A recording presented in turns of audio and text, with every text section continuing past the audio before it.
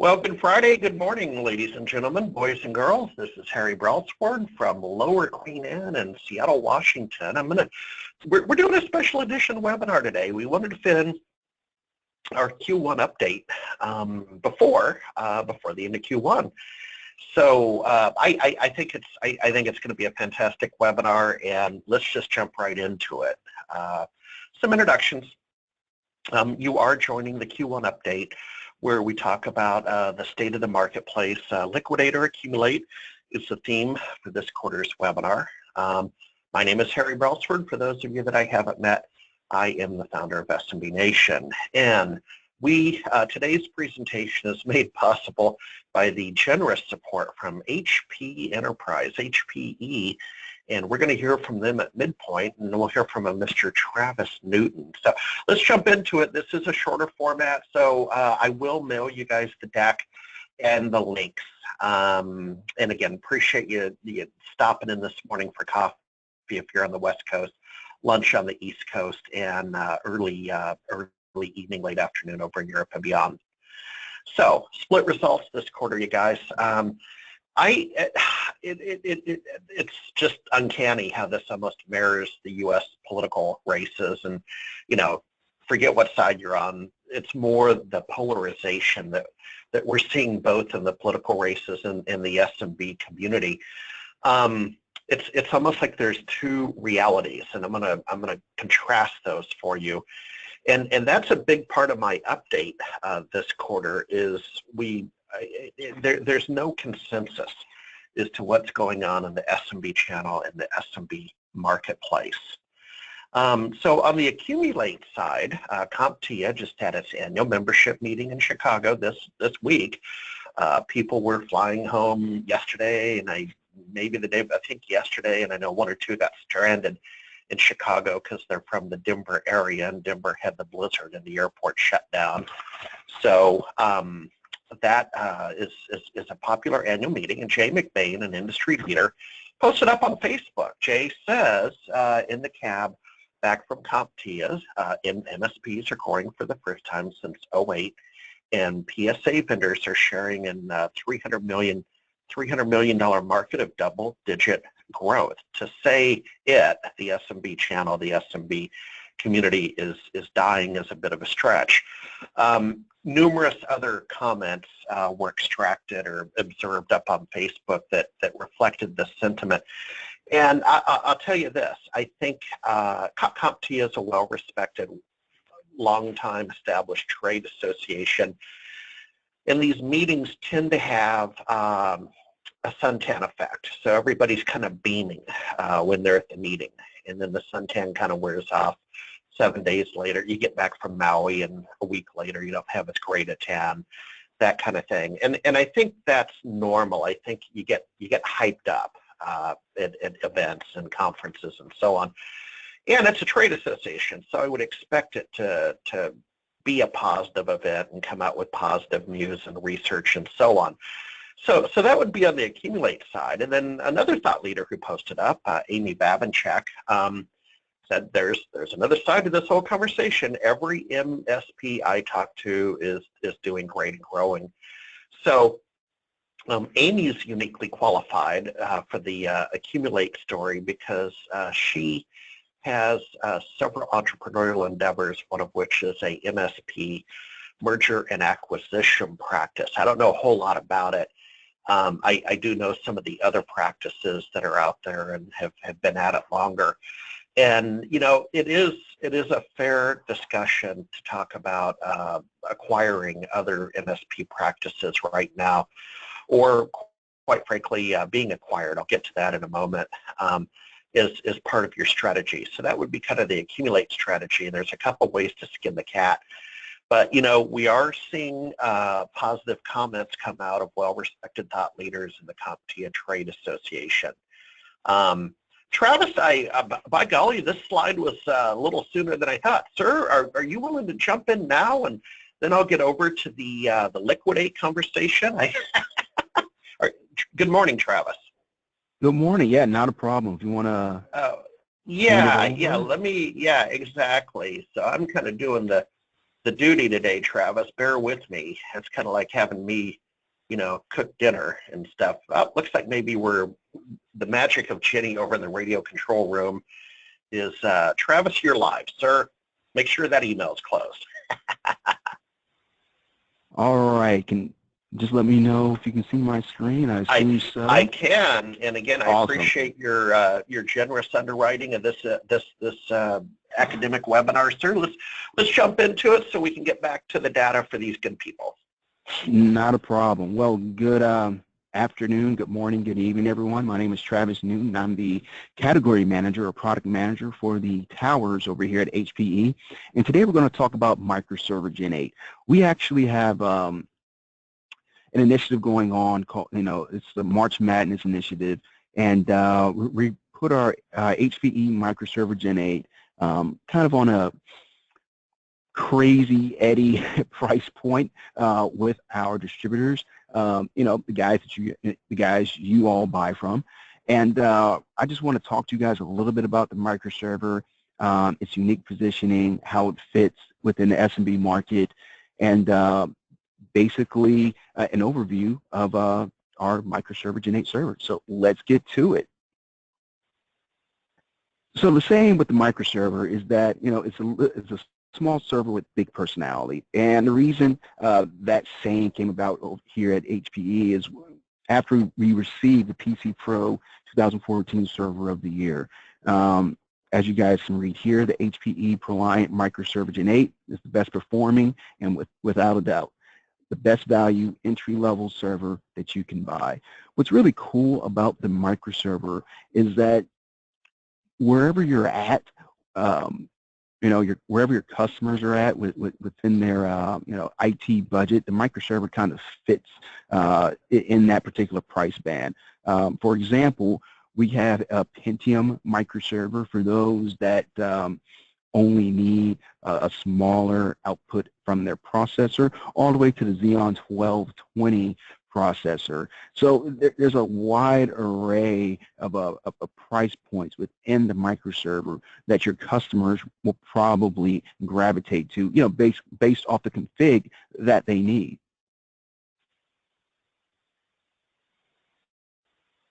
Something that we created here at HPE, we actually, the microserver kind of took a life of its own. I liken it to the Jordan brand at Nike, right? So you have your Nike, and then underneath Nike you have your Jordan shoes, which has its own little niche, its own target segment, etc. That's kind of what we have with the microserver. So we have our ProLiant HPE servers, but dotted line to that, we have our microserver, and it kind of took a life of its own. It has a large fan base, and because of that, we created our wireless switch and VPN router to actually fit on top of our microserver. As you guys can see here, it sits right on top. It's a seamless design, and honestly, it's and this is the slide that is a perfect example. At the top here, in my upper right quadrant here, you guys can kind of see what it normally would look like, in an SMB environment, a lot of wires, and things of that nature, versus our microserver, when we integrated the VPN router and our 1810 switch to fit on top of the microserver. So, I mean, and don't get me wrong, if you want to buy the VPN router and the switch and use it for other means and things of that nature, I mean, that's great. Buy it if you want it for sure. But, oh, yes. Yeah, Travis, I was going to say, and a lot of people on the call today would be aware of the microserver from Greg Starks and Lucy Ellis several years ago. Kind of had a secret NDA room at the Microsoft Worldwide Partner Conference, and you had to sign an NDA, and you went into the secret room and the booth on the floor. And that now admittedly, that was Gen 1 of the microserver, but you're in good company, sir, because a lot of people were there kind of at the start of that we'll call it madness in the spirit of March Madness. Very cool, very cool. So you guys are definitely aware of some of the pros that come with, our microservice server, Yep. basically. Yep, absolutely. So yeah, so we're basically trying to create a converged infrastructure solution, a complete solution with our VPN router and our 1810 switch with the microserver. Now, granted, we do not have a speaker with us that covers the VPN router and switch. I'm more so, as I mentioned earlier, the tower guy. So I can go into some of the speeds and feeds of our Microserver Gen8. As I mentioned earlier, we do have the Pentium processor. We have the Core i3 processor, the i3 3240, and it can go all the way up to the Xeon E3 1220. The form factor is an ultra micro tower. This question came up last week or 2 weeks ago around the dimensions. So I actually have the dimensions here with me today. Height, width, depth, 9.15 by 9.06 by 9.65. To basically visualize those dimensions, it's basically half the size of a standard tower. There you go. Yeah, it's basically cut in half, but you still get the same output. For your memory, the max capacity is the 16 gig. It's the DDR3 smart memory. We have the 2 single or dual rank UDIMMs that you guys can utilize up to 1600 megahertz. For the max internal storage, it can go up to 16 terabytes. This microserver that we have on March Madness actually comes with 4 1 terabyte hard drives. So it's, I believe that's about, you know what, I'll skip that. I wanted to say something clever, like it's like, it's a complete library or something like that, but actually I don't have those notes in front of me, so I don't want to say something and someone comes back to me and says, I tried to put a complete library on it and it didn't work, right? But it comes standard with the 4 1 terabyte hard drives. The March Madness SKU also has the Xeon 1220 processor as well. So it's a complete solution within itself, even without the VPN router or the switch. The embedded management, HPE ILO 4. I'm sure you guys are all familiar with ILO. That's one of our key differentiators that separates us from the rest of the competitors, is our intellectual property, our management system. Something that's really cool, and it stuck with me since I was an intern when someone explained ILO to me.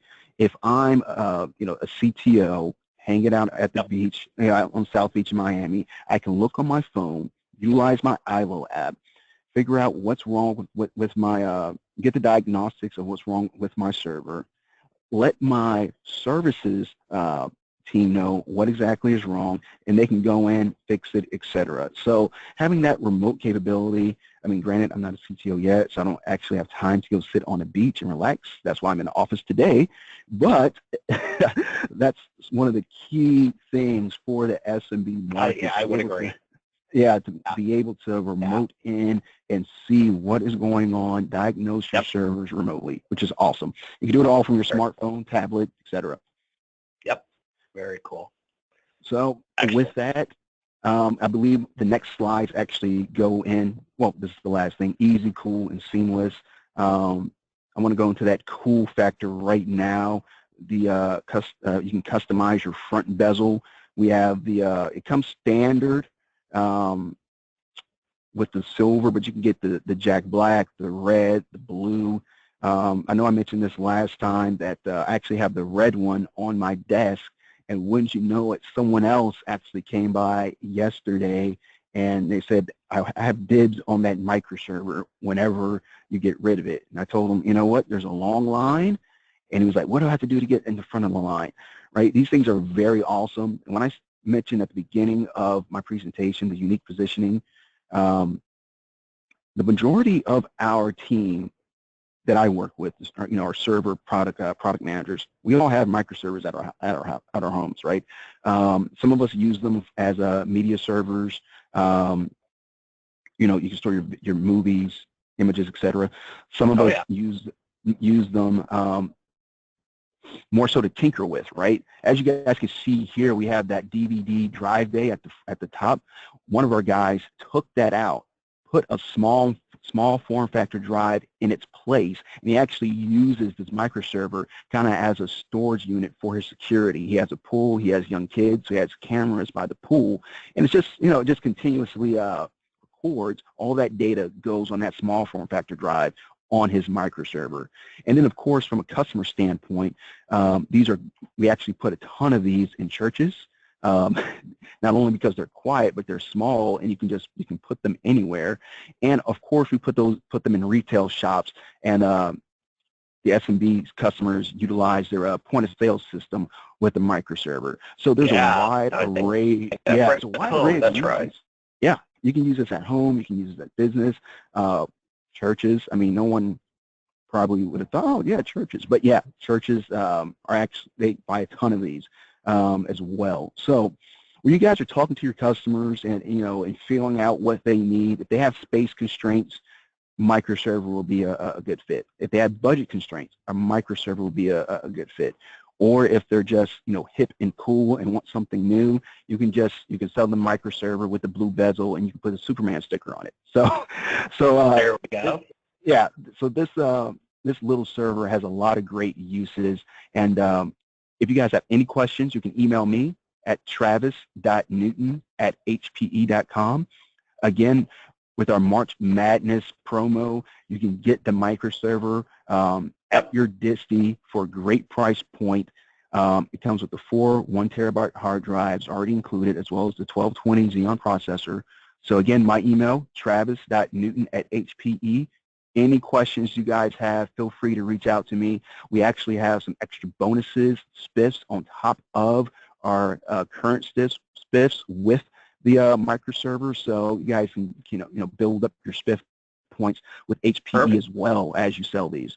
So with that, Harry, I'm going to hand the baton over to you, and you guys shoot me any emails. Yeah, and Travis, I'll kick out your email and the thank you letter. I'm going to get the thank you note out today because it is March Madness. By the way, go Zags. Gonzaga plays at 6:30 tonight. 6:30 tonight Pacific. We're in the Sweet. I think it's the Sweet 16. I think we made it back. 16. That is correct. Yeah, So good luck. Go Zags.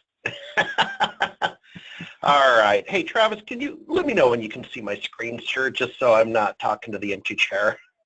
Oh yeah. It is back up. It's back up. We have the Go Zags up there. So yeah, we are ready. All right. Thank you, sir. All right. So folks, now we go to the Liquidate conversation. A lot of you know Vlad Masick, the CEO of Exchange Defender and some other entrepreneurial endeavors. And boy, howdy, this guy, you got to follow him. Google Vladville for his blog. Get to know him on Facebook. Smart guy.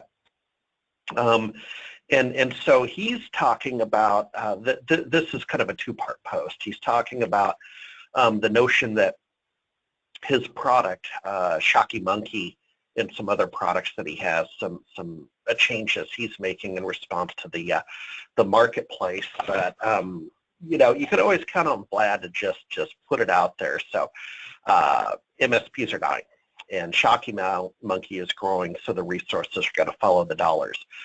The point he's making here, and this is slightly out of context, but the point he's making is he's expressed concern about the channel as we know it for a long time, and he's saying that he's going to take his R&D, his innovation, to follow the money. Again, Vladville, Google Vladville, and follow him. So I have a couple of examples to share with you. So I have a gentleman, and I'm just using the first initials because most of you guys know these guys, and I've had confidential conversations. So L in Connecticut recently sold his MSP practice and has taken a day job that starts in April in the analytics area. So he's joined a technology firm that's in the analytics area, and I'm going to talk about opportunities in a moment. But, I think a couple of things, that everything has a life cycle. Everything has an expiration date. And so in the case of L, he had reached his expiration date for his practice, and he wants to do some other things. Kids in college, his life is changing, and so been there, done that on the MSP thing. He wasn't seeing a pathway to the nomination, if you will, and so he went ahead and got acquired, took a job, and quite frankly, and I'm just reporting, but he's saying that his salary, his compensation, will be the same, if not greater, than he was dropping to the bottom line with his MSP practice without the stress and not quite as many hours. Then we have you in Hawaii, who I met with last week down in Vegas. I was at LeadsCon, and downstairs was channel partners. So I got together with you and his wife, and his story was this, that he was down to just 3 customers that had a small business server left. And so he's got to pivot his practice. And one of his customers, I think what really made a decision for him, one of his customers was a large art gallery chain in the state of Hawaii, and they were liquidating. I asked why.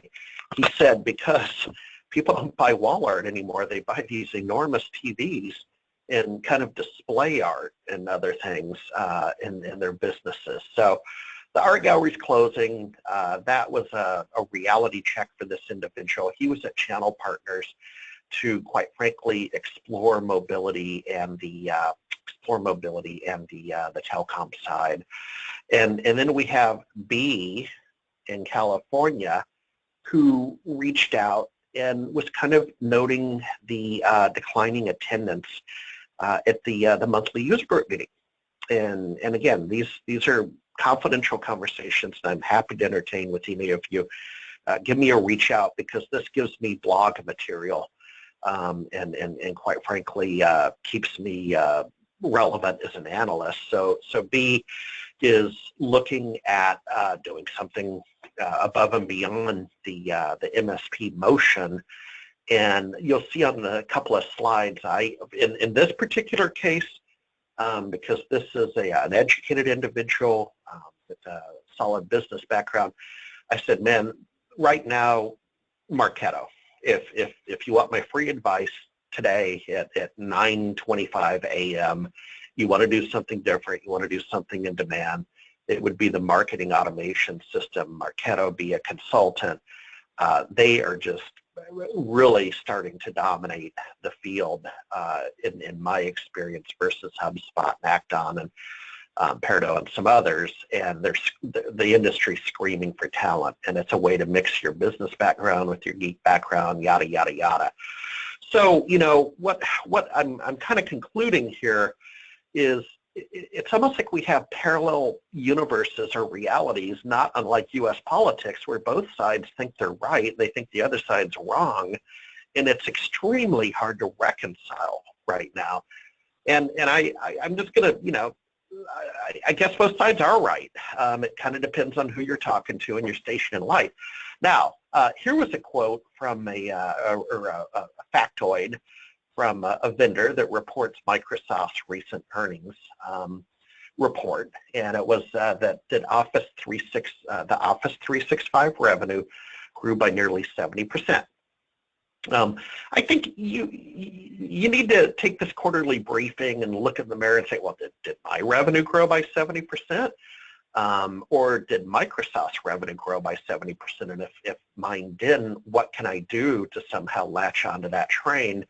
Or is that a different kind of train with a different kind of value system? And I'm going to end on a high note, folks, what I think are some opportunities for you to consider this next quarter, maybe have implemented by July 1st. But just a rhetorical question here. Okay, some data points. We're going to close out the salary survey on March 31st. So I'm going to get you the link. Really appreciate if you could participate in it. Looks like I'm running about 50 people right now in the salary survey. Guys, I really want to get this up over 100 in the next few days, so I have big data to work with. But I was pleasantly surprised by some of the information we're already seeing First of all, you expect your compensation to increase by 1 to 5% this year. So that's good. That's good for the real estate market. That's good for Home Depot. That's good for building homes for home builders, yada, yada, yada. That's growth, hopefully closer to 5%. Next point, we and others in our field continue to fight against being destroyed by the very vendors we support. This is a comment, and again, when I close the salary survey, I'm going to go into a lot more detail about our findings. It's a fairly lengthy salary survey, but this was a comment that kind of shows the natural tension between vendors and the professionals, if you will, the IT pros. I want you to be thinking about how Amazon plays in all this, because Amazon is just one step away. First of all, Amazon's already putting pressure on disties, but Amazon's just one step away from really being able to kick out leads to, the on-forces of the world like the Apple stores do. Because when Amazon sees that you're starting to buy some technology components, they can use big data. They can use analytics and conclude, aha, they're moving their office. Maybe I should kick out a lead to a mover, and I should kick out a lead to a IT pro service bureau. And I'll expand on that, but Amazon could be a vendor that is you want to keep an eye on. And then finally, a comment from someone that said their biggest challenge this year is learning how to integrate cloud services into my portfolio. Guys, we struggle with that. Jameson West, who's on Lower Queen Anne, recently had his main MSP practice acquired, which freed him up under the auspices of the same parent company that acquired him to kind of focus on a new focused CSP program. And it's a different balance sheet. It's a very different balance sheet. Finally, please share your overall economic outlook sentiment for 2016. Again, we got about 50 responses. I was pleasantly surprised with the lower responses, D and E. Boy, howdy, that means we probably won't have a contested convention if you add those two responses together. Little loose analogy there, but those are pretty strong responses, and I'm uplifted by that. The Techour Report, I'm going to get you the link to this. This just came out last night, so this was perfect timing. Techour is our research partner. Let me see, folks, if I can hop over to it.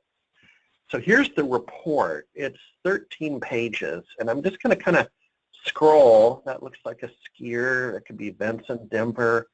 I'm going to scroll to show you what the report is. A shout out to Travis at HP, by the way. Look at the right side.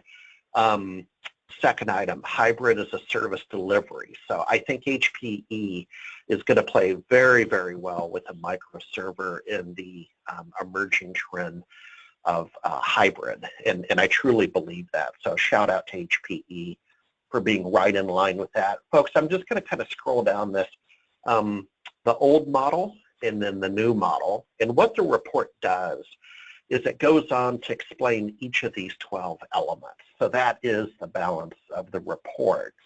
So we'll kind of do that. I'm going to get you the link so you can download it. Tell Anurag Harry sent you.